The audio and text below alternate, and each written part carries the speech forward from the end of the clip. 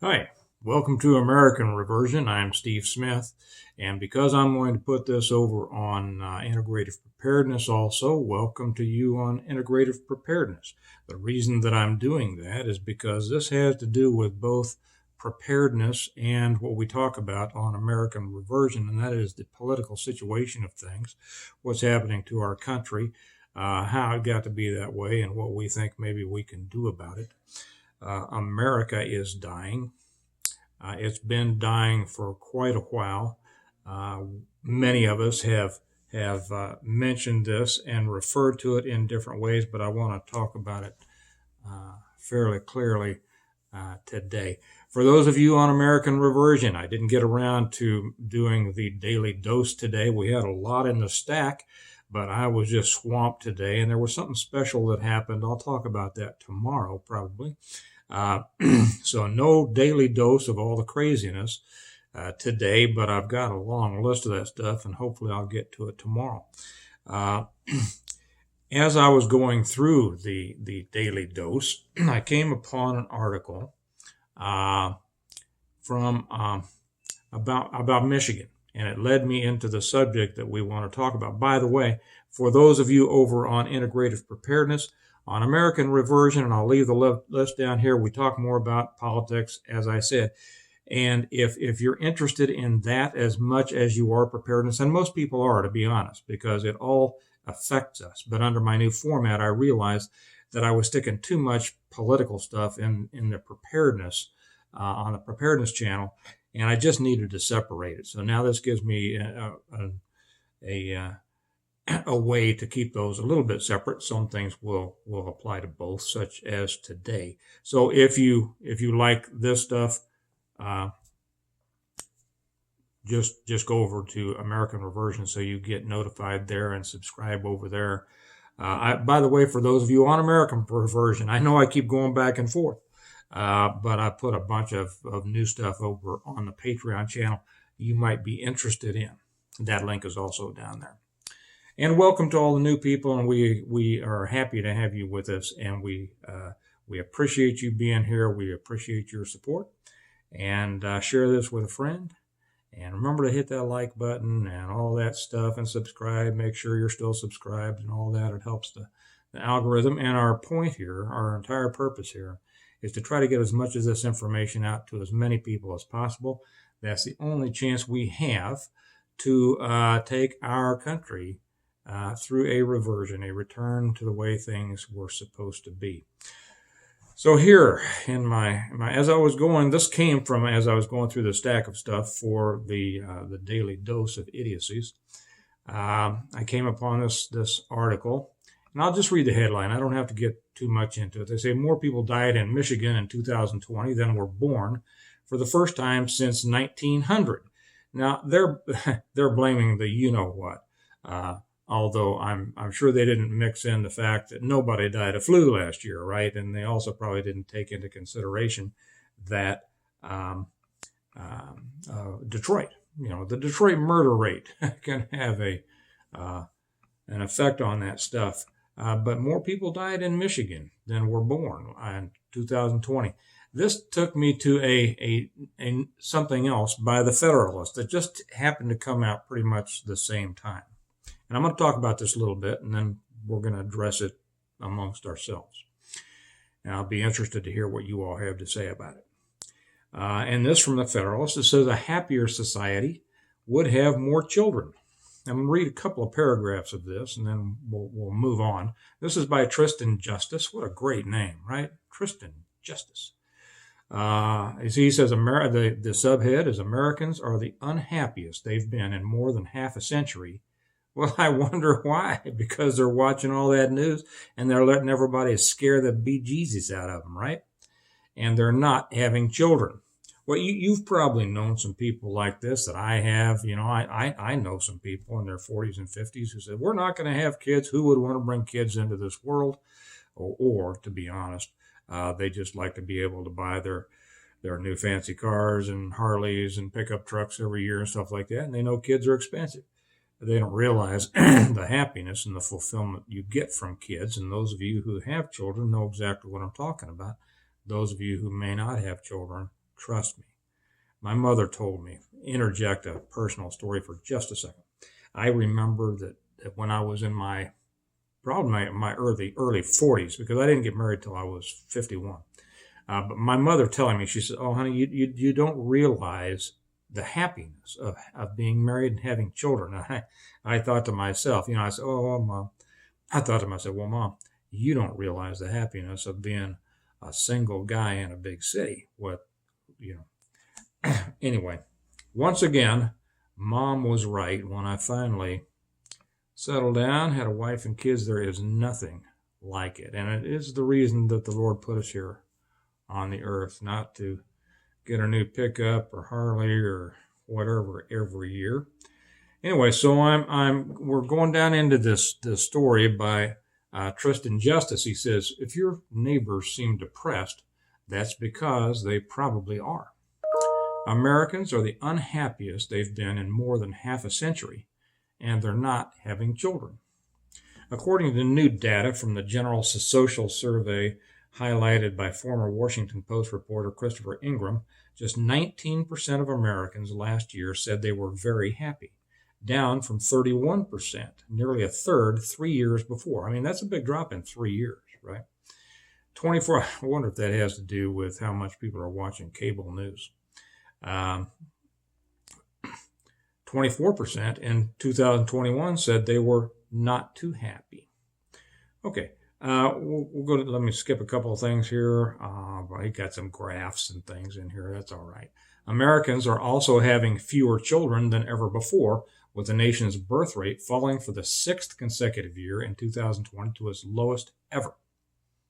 I mean, since they kept, Just 3.6 million babies were born, according to CDC statistics, down from 3.7 the year before. There are a lot of reasons why Americans aren't having more children. Marriage is declining so rapidly that married people will soon be the minority. If you don't have families, you don't have a country. You don't have a community, and you don't have a country. What you have is a whole bunch of single people running around, and that doesn't make for community. And I don't mean to offend any single people out there, but that's simply the way it is. It's like the difference between homeowners and apartment dwellers. It's what you have invested in your community and in your society.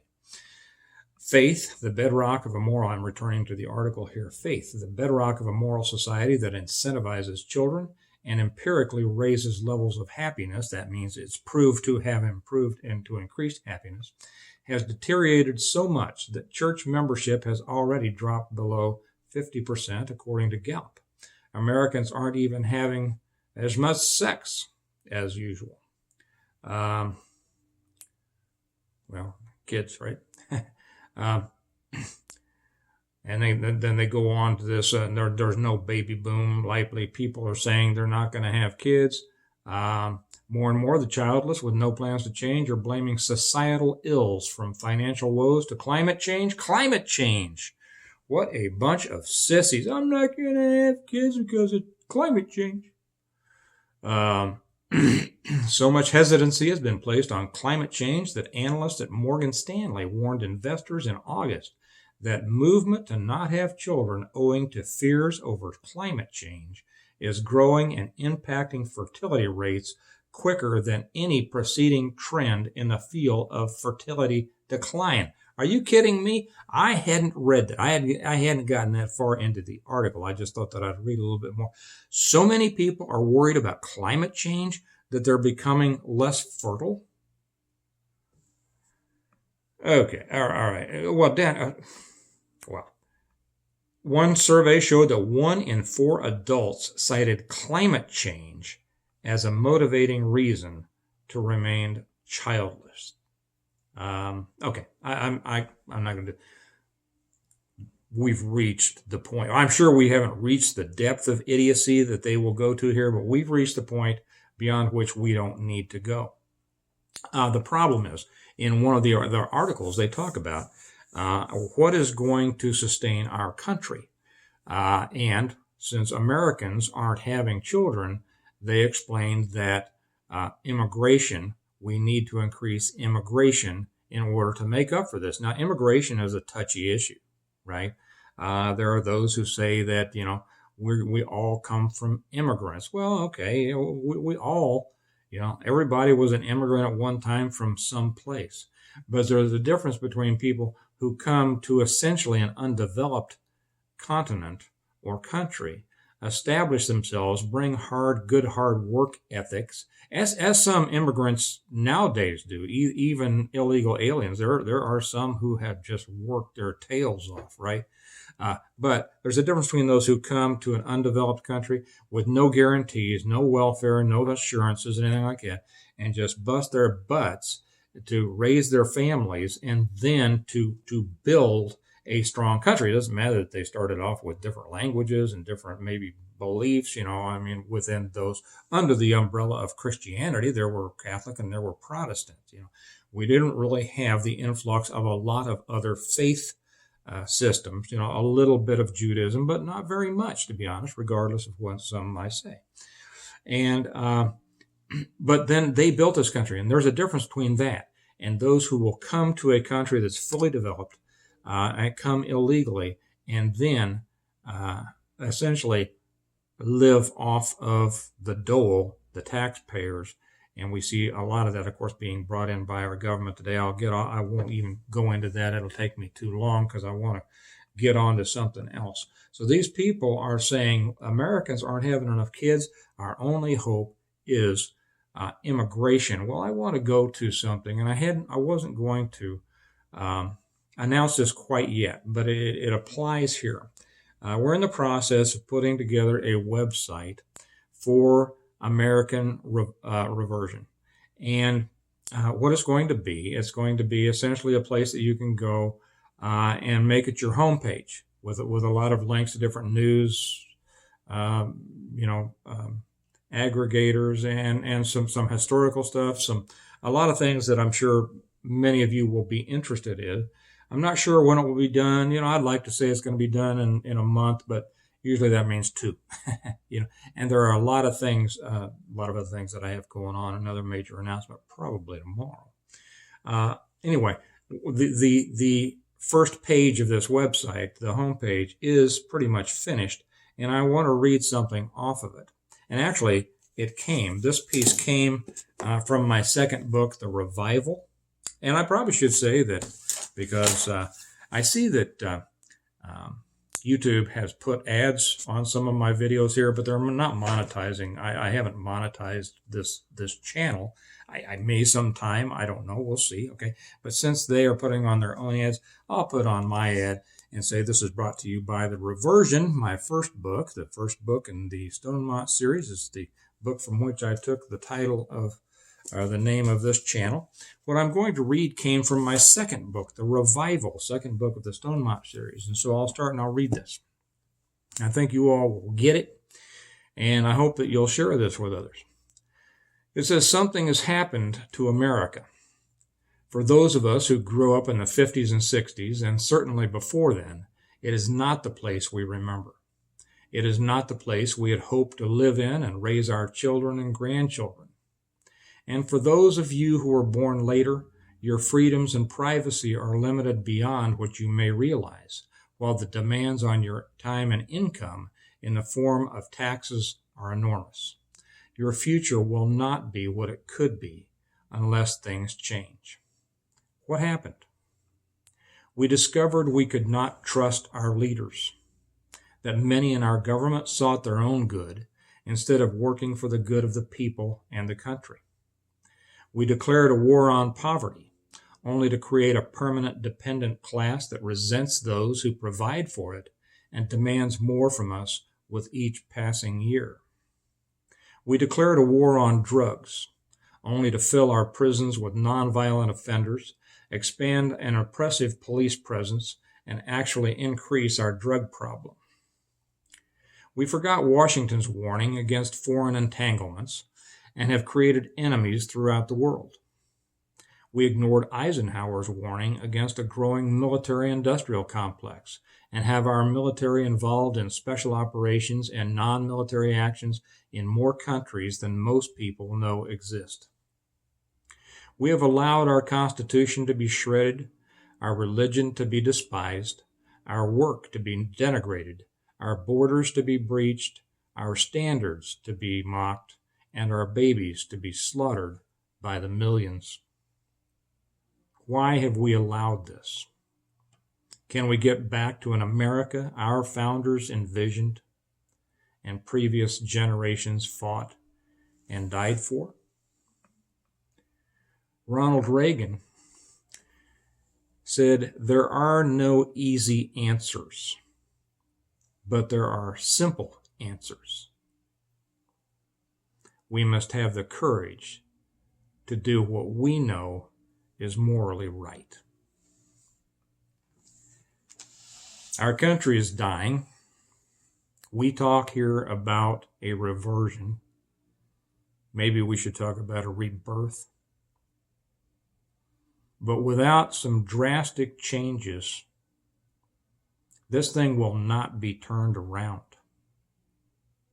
I just wanted to leave that message today, and then to ask you all to put in the comments section your thoughts on this. And I know for any new people here, we have some great commenters.